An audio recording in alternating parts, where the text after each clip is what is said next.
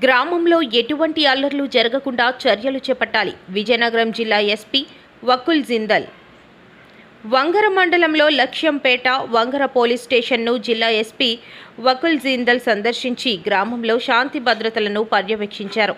జిల్లా ఎస్పీ వకుల్ జిందల్ వంగర మండలం లక్ష్యంపేట గ్రామాన్ని సందర్శించి ప్రస్తుతం గ్రామంలో నెలకొన్న శాంతి భద్రతల పరిస్థితిని స్వయంగా పరిశీలించారు. గ్రామంలోని ప్రధాన వీధులను సందర్శించారు. 2012వ సంవత్సరంలో గ్రామంలో బీసీలు, ఎస్సీల మధ్య గొడవలకు గల ప్రధాన కారణాలను, గ్రామంలో ప్రస్తుత పరిస్థితి, న్యాయస్థానంలో కేసుల విచారణకు గురించి అధికారులను అడిగి తెలుసుకున్నారు. గ్రామంలో ప్రజలందరూ శాంతియుతంగా మెలిగే విధంగా చూడాలన్నారు.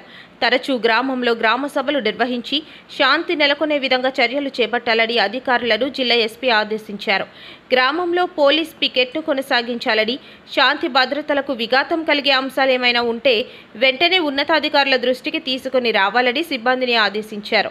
విధుల్లో ఎటువంటి అలసత్వం వద్దని, గ్రామంలో బీసీలు, ఎస్సీల మధ్య గొడవలు పునరావృతం కాకుండా చర్యలు చేపట్టాలని అధికారులను జిల్లా ఎస్పీ వకుల్ జిందల్ ఆదేశించారు.